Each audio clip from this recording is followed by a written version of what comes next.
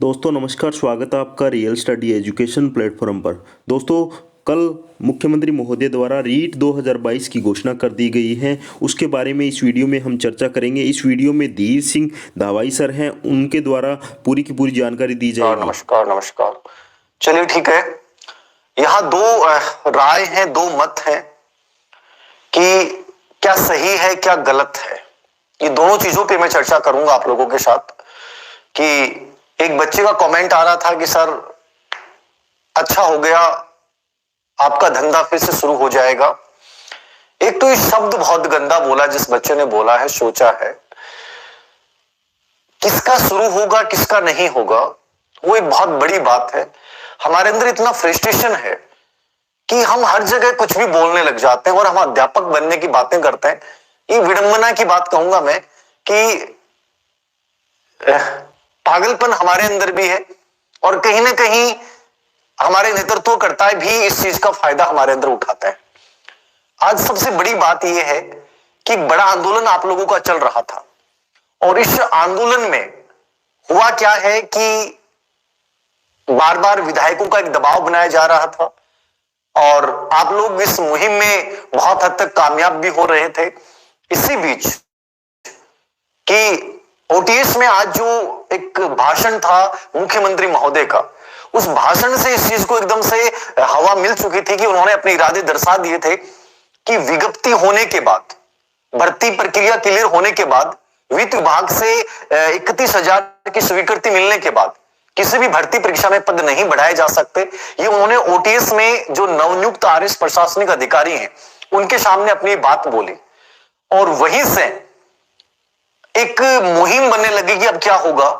और मुझे लगता है कि एक बड़ा आंदोलन आज इन्होंने विराम लगाने की कोशिश की कि ये भर्ती केवल 31,000 की रहेगी, हम 20,000 नए पद घोषित कर रहे हैं और उसकी रीट एग्जाम 14 और 15 मई को होगी।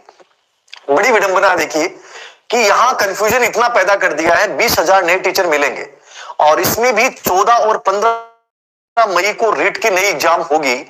क्या रीट भर्ती परीक्षा 2 डेट को होगी? पहली बात तो यह है, अब तक 1 तारीख को होती आई है, अब 2 डेट को इन्होंने करवाने का मतलब ये हो गया।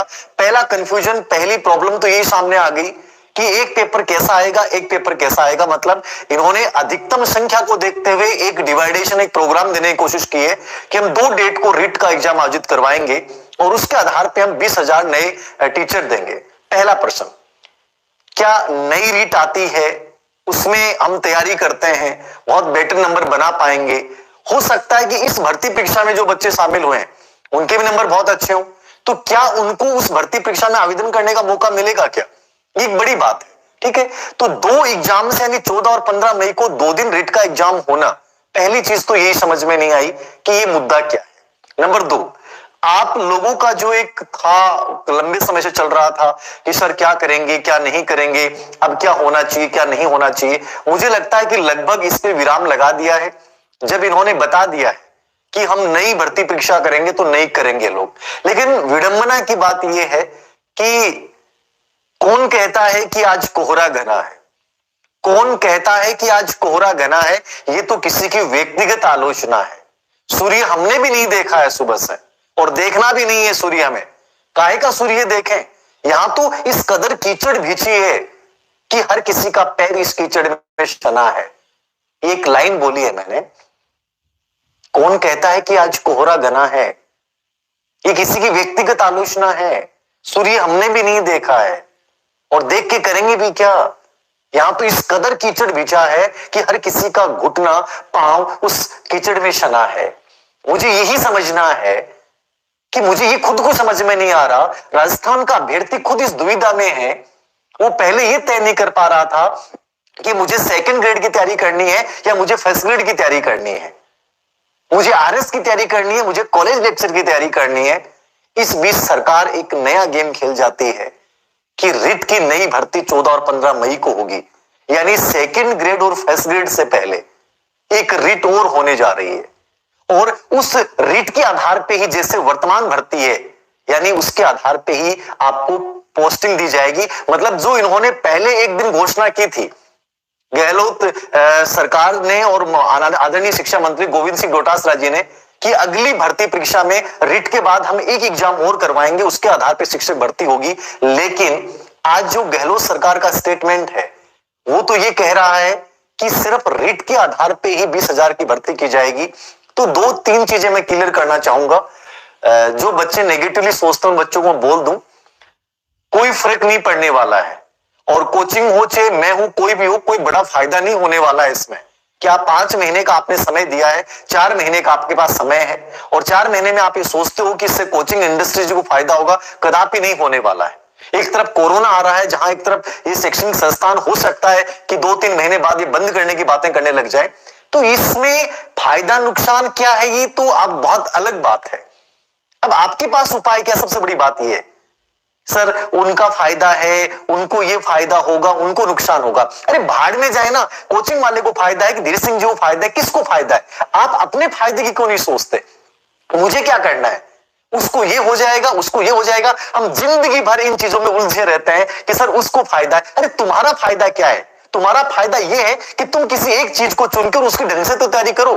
तुम उन चीजों पर तो उलझते नहीं हो। ये हो गया सर, उसने ये कर दिया, उसने वो कर दिया। हम जिंदगी भर आरोप और प्रत्यारोप में अपनी जिंदगी गुजार देते हैं और इंतजार करते हैं कि मेरी जिंदगी बदलने कोई आएगा। इन चीजों पे तो विश्वास नहीं। इसने ये कर दिया, इसने इसमें राजनीति कर दी, उसने इन्होंने कर दिया। लेकिन क्या तुम इस राजनीति के चक्कर में उलझे रहोगे? तुम कब तक इनमें पिसते रहोगे? सबसे बड़ी बात यह। अब मेरे सामने विकल्प क्या है? मेरे सामने सीधा सा ऑप्शन ये है कि जब नई भर्ती परीक्षा आ रही है, सेकंड ग्रेड मेरे सामने है, फर्स्ट ग्रेड की बात कर रहे हैं कि जनवरी में फर्स्ट ग्रेड का विज्ञापन आना है, सेकंड ग्रेड का विज्ञापन जनवरी में आना है, क्योंकि फरवरी में यदि बजट घोषित करते हैं और बजट में ये कहते हैं कि साहब बजट किस बेस पर पेश किया जाएगा कि पिछले बजट की घोषणाएं पूरी नहीं हुई है, तो क्या वर्तमान में हम इस चीज के लिए तैयार हैं? अब आपके सामने कंफ्यूजन ये पैदा होता है कि सर मैं करूं क्या, मैं किधर जाऊं? अब एक तो बच्चे के दिमाग में आ रही होगी कि सर ये हो गया, अच्छा हो गया।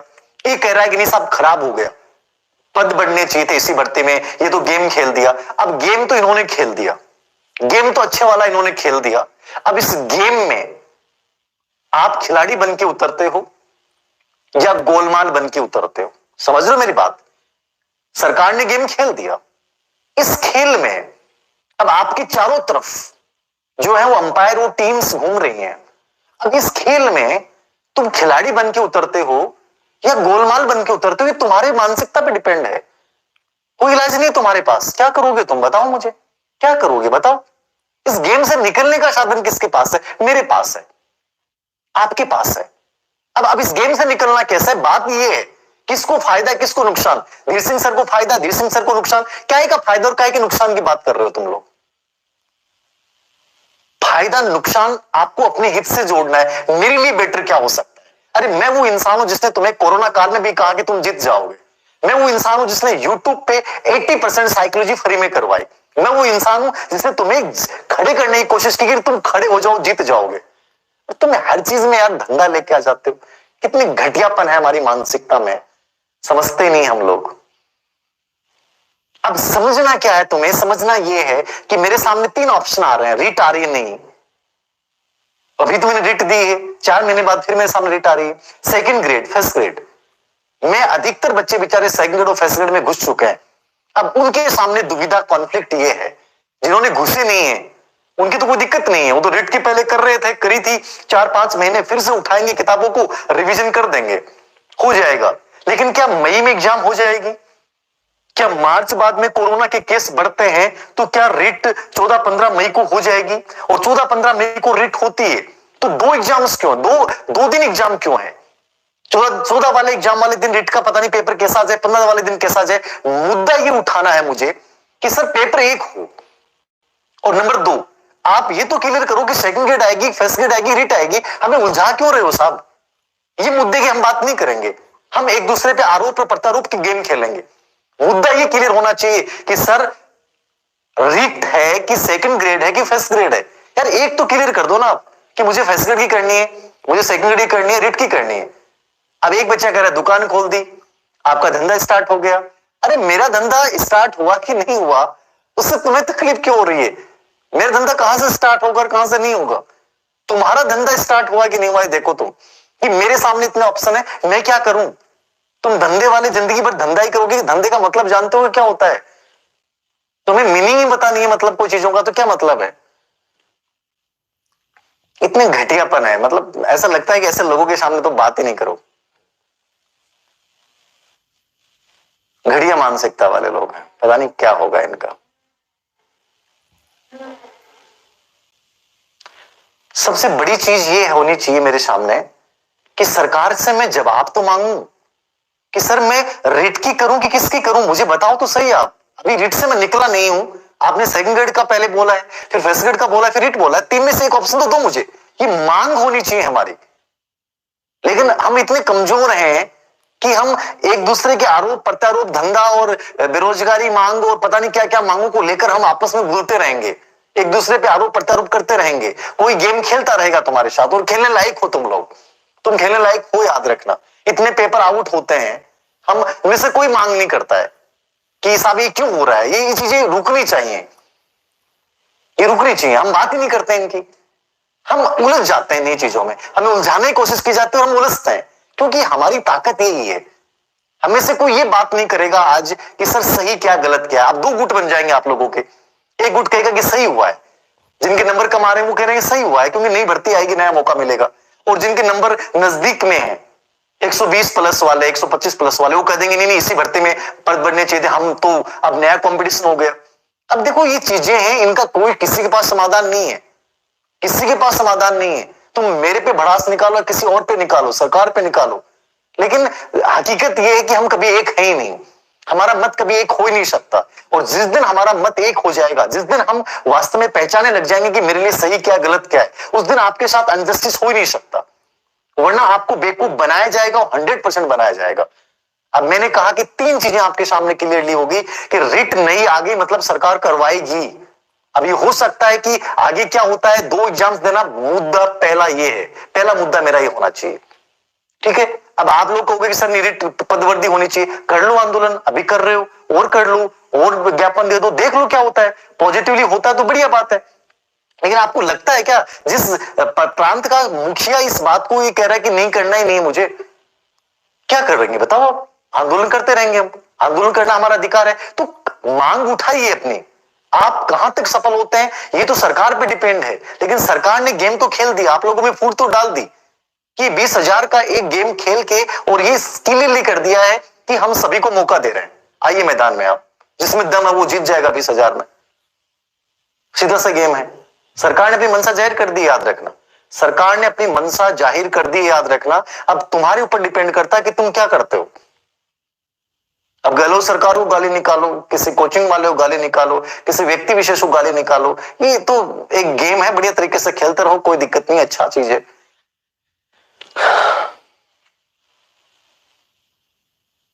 सर समझदार है, ज्ञान मत दो, बहुत बढ़िया बात है। समझदार हो तो ज्ञान क्यों ले रहे हो? दिखाओ ना समझदारी। दुकानें कहां से खुलेंगी दी मई में? 14-15 मई को एग्जाम है रिट का, तो कहां से दुकानें खोलेंगे बताओ? दुकान वालों को क्या फायदा होगा मुझे बताओ? ये तो कॉमन सेंस की बात है। क्या 4 महीने के लिए कोई कोचिंग करेगा क्या? 4 महीने के लिए कोई कोचिंग जाएगा क्या? क्यों जाएगा? और जा रहा है वो बेवकूफ बच्चा है, क्यों जाएगा वो? ये तुम्हारी कॉमन सेंस की बात है कि क्यों जाएगा? 4 महीने के लिए रिट की कोचिंग करेगा क्या कोई बच्चा? तो पागलपन जैसी बातें क्यों करते हो तुम लोग? तुम्हारे सामने तो दुविधा, सबसे बड़े प्रश्न तुम्हारे सामने ये है कि तुम्हारे सामने सेकंड ग्रेड और फर्स्ट ग्रेड के बीच में एक नई आफत आ गई है कि सेकंड ग्रेड में कर रहा था, फर्स्ट ग्रेड में कर रहा था, उससे पहले इन्होंने रिट का एक नया गेम फेंक दिया। इस गेम से मैं कैसे निकलूं? ये मुद्दा, चुनौती ये है। तुम लोग कोचिंग वालों पे आरोप लगा दोगे, उस पे आरोप लगा दोगे, उसकी ये कह दोगे, उसके कह दोगे, इनका परिणाम क्या निकलने वाला, आउटपुट क्या निकलने वाला? सबसे बड़ी बात ये, वो ऐसा है, वो ऐसा है, जिंदगी भर तुम लोग इधर उधर में ही लगा दोगे जिंदगी भर। कौन कैसा है, क्या मैं कैसा हूं, सबसे बड़ी बात ये। वो ऐसा है, वो ऐसा करेगा, वो ऐसा करेगा, चलते रहो। जादूगर जादू खेल गए आराम से, तुम मस्त आराम से आलोचनाएं करते रहो।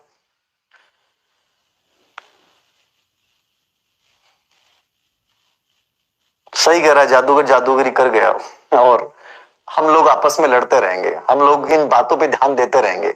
मैं गंभीर विद्यार्थियों के लिए अंतिम रूप से एक ही बात कहूंगा, ये क्या है, सच है कि झूठ है, ये सच है, हमें पता है, और सच का सामना करना सीखो। याद रखना, प्रॉब्लम्स आपके सामने 3 मैंने बता दी हैं कि मैं उलझ चुका हूं सर, मुझे किसकी करनी चाहिए। मैं एक ही राय दूंगा, जिसकी आप तैयारी कर रहे हैं उसी की कीजिए, ठीक है। और एक सही जायज मांग उठाइए कि ये ऐसा क्यों। 3 चीजें हमारी जिंदगी में एक साथ विरोधाभास के रूप में क्यों।